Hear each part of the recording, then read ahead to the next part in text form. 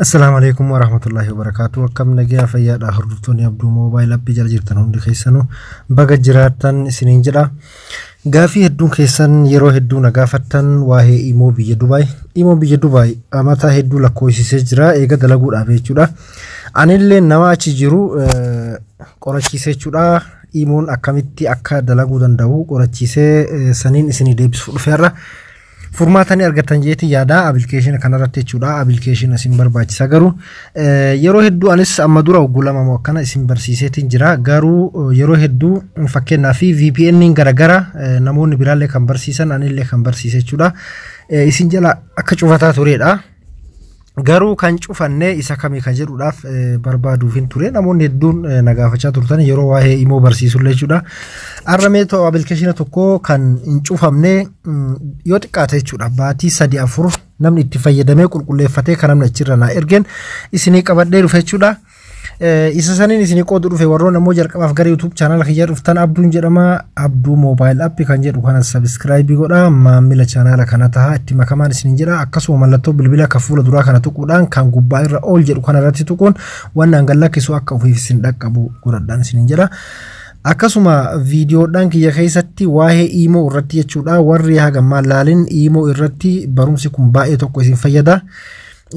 Imoon akkamitti akka hatamarraa dandamannuu fi wantoota garagaraa irratti waan bareeda ka gadhiise jechuudha. Torbaan 3 dura kanan gadhiise kana nama 10,000 akka tuulaalee jira. Namoonni hedduun jaalattanii jirtan jechuudha. Isa kana laala warroonni haariyaaf har'a gara chaanaala kanaa dhuftan akkasuma waa'ee WhatsApp ka torbaan 2 dura gadhiise ammallee irra deemaatiif viidiyoo bakka viidiyoo jedhu kana tuqaatii gaafiin isin nagaafattan namoonni hedduun keessaan nagaafattan hedduun asirra jira waan ta'eef asirraa ni argattu irra oloofa haala kanaan keessa deemaatii laalaan isinin jedha. Video gaafitti hajamtan qofa yookiin ammoo barumsa tokko gaafa rakkattanii waan sanitti hajamtan qofa barbaadu osoo hin taane yeroo barsiifamu kan nama kamiitu haa ta'u kiyyallee haa ta'u kan nama biraallee haa ta'u osoo hordoftanii baay'ee tokko bareedaadha. Barumsa hedduu ka isin keessaan nagaafattan hedduu YouTube channel kanarra ka jiru yoo laaltan isin fayyada jedheeti yaada.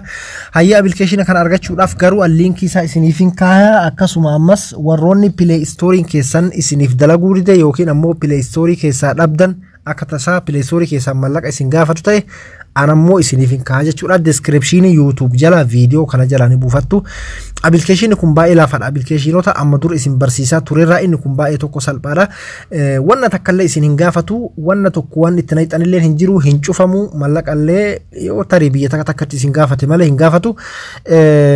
Isa kana argachuuf Play Store irra ni seenna. Play Store irra eega seentanii iddoo sarchii gubbaa kanarratti jechuudha. Unblock jettanii katabdan.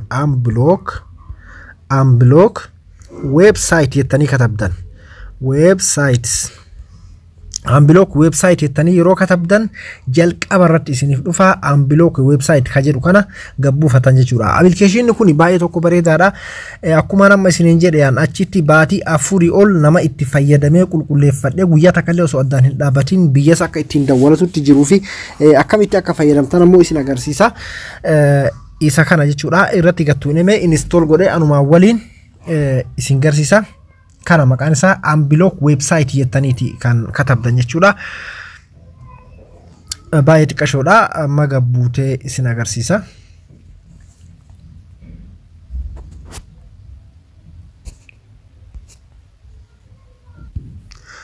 Kuno gannuuwwee jira jechuudha. Mee amma irratti baneetiin isin agarsiisa.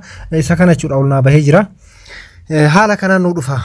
Asumaanuu warroonni ammoo imoo irratti lakkoofsa akkamitti dhoofannaa naan jettanillee mee yeroo na dheerachuu baate isin agarsiisanillee akkaataa itti lakkoofsa imoo keessanii dhoofatan jechuudha. Haala kanaan isin dhufa yoo fakkeenyaaf wanni akkana dhufe kun beeksisa bakka X mataa gubbaa jirtu kan qofa irraa dhooftan jechuudha. Jala kanan tuuxanii as bakka X tana tuuxanii haala kanaan isin dhufa wanni tokkollee kan isin gaafatu hin jiru. Email isin hin gaafatu. Lakkoofsallee isin hin gaafatu jechuudha. Iddoo connect kana qofa irratti tuuxan jechuudha. Sanbooda jala kanarratti okay jettanii kunoo jala kanarratti jechuudha. Okay isin gaafata. Yoo ammallee kun dhufillee maal gootan kilos bakka tana kilos tana tuuxan jechuudha. Amma ni eedan hanga tuni giriina taatutti haga tuni jechuudha. Ceekaa taatutti ni eedan jechuudha. Giriina bifa biqiltoota agasiin taatutti. Yookiin ammoo irra deebitanii ammallee kunoo haala kanaan isinii connect ta'ee jira jechuudha. Amma hojjetee jira jechuudha kun. Websiteedhaan isiniif dalaguu dide imoos dabalatee kamiyyuu jechuudha. banamee jira jechuudha. Ammallee akka malee network illee isiniif daddabsiisa. Baay'ee tokko bareedaadha. Imo Dubai baatii 4 ol nama itti fayyadamerra qulqulleeffadheeti jechuudha. Amma haala kanaan itti fayyadamtanii yeroo irraa xumurattanii fakkeenyaaf cufuu barbaadan mataa kana gubbaa gad harkifattanii kunoo isuma bakka inni jiru kanarratti tuuxan jechuudha. Asirratti tuuxanii san booda iddoo disconnect jettu kana tuuxanii jechuudha. Yeroo ofirraa dhaabuu barbaadan garuu waan ofirraa dhaabdaniif hin jiru itti fayyadamuu dandeessanii jechuudha. Hayyeemee warroonni ammoo Imo fakkeenyaaf akkamitti lakkoofsa Imoodhaa dhoofannaa warroonni naan jettan yeroo hedduu waan kana namna gaafattanii Imo irra seenna eega Imo irra seentanii booda Imo irratti eega tuuxanii Imooni bifa kanaan dhufa jechuudha. Imoon keessan jalqaba irratti update ta'uu isaa ni ilaaltan. Eda'uu kana isinii baasu yoo eda'uu kana isiniin baasin waa hedduu isiniin fidu guyyaa dhiyoollee isiniin jedheetiin jira. Imo keessan update godhattan fakkeenyaaf Imo jettanii itti katabdanii akka update ta'e ilaaltan Imo jettanii itti katabdaniitiin update isin gaafata taanaan hin ta'u jechuudha. Update godhuu qabdanii amma kiyya update ta'ee jira jechuudha. Eda'uu kana yoo isinii fide ni qaba wantoota hedduu jechuudha. Imo lakkoofsa amma kareefuu achirra laala isiniin jedhe sanis yoo update hin ta'in hin qabu jechuudha. Iddoo eda'uu tanarratti ni tuuxanii eega iddoo eda'uu tanarratti tuuxanii jala kanarra moor ta'etu jira jechuudha. Moor tanarratti ni tuuina. Eega moor irratti tuuine booda setting ta'etu jira. Setting tanarratti ni tuuina. Eega setting irratti tuuine privacy ta'etu jira. Privacy tanarratti ni tuuina. Kuno letsin ta'etu jechuudha. Ta gubbaa tana. Isii gubbaa tanarratti nobody jettanii asirratti deebistanii jechuudha.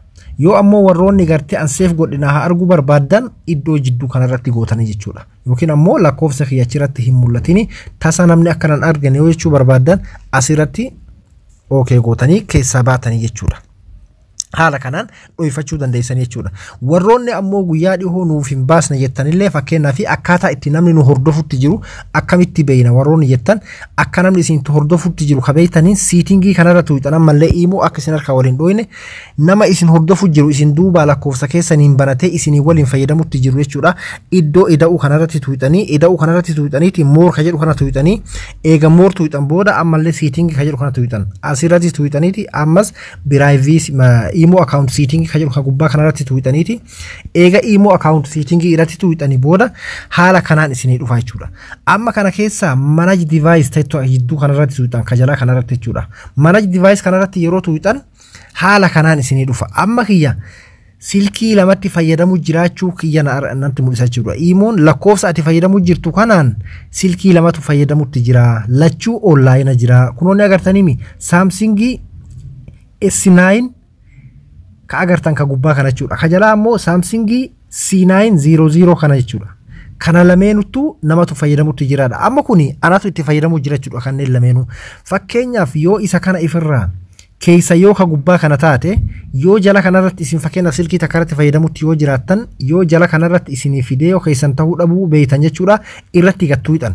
Irratti gattuuxaniiti delete ka jedhu kana tuuxan jechuudha.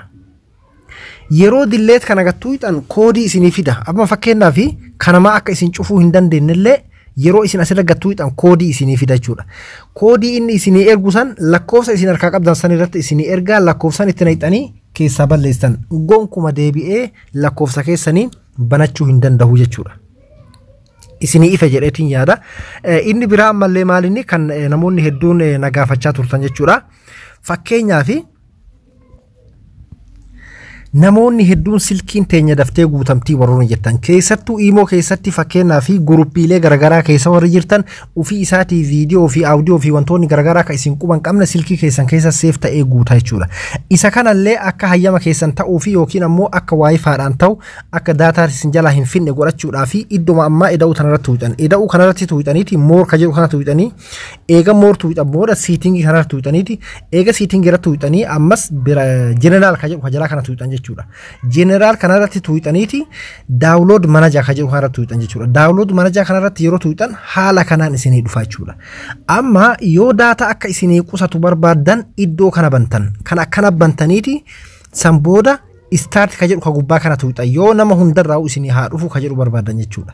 Garuu yoo fakkeenyaa fi nama an fedhe qofarraa nama an barbaadu yookiin ammoo faamilii haa ta'u hiriyyaa haa ta'u nama an barbaade qofa haa ta'u yoo barbaadan fakkeenyaa fi nama tokko jechuudha. Nama wahii irratti nama wayii irratti seef gootan fakkeenyaaf asirratti yookiin akkanatti tuuxanii yookiin nama 3 haa ta'u nama 10 haa ta'u abbaa barbaadan ka isaa ufumaa seef na haa ta'u nama barbaadan san irratti tuuxaniiti haala kanaan jechuudha raayitii irra gootaniiti san booda gubbaa kanarraa istaarta ittona tuuxanii jechuudha haala kanaan wanni isin irratti gaseenu kamiyyuu nama isin barbaadan malee seenu jechuudha yoo ammoo hundarratti nuuf haaseenu ka barbaadan ta'e data akka isin jalaan finneef wifi irratti yeroo bakka wifi dhufe akkanaaf bu'u jettaniiti start ka jedhu ka gubbaa kana tuuxanii jechuudha haala kanaan kanallee ofirraa cufuu dandeessanii jechuudha kanarratti namoota tokko kana gaafattan gaafii dhuunfatti deebisaa hin geenne jechuufin arra irratti isinii dabale viidiyoo kiyya yoo isinii bareede like godhuun dagatina akkasuma komanti jalatti waan isinii hin galin barreessa application kanas description jalanii argattu yoo isinii dalage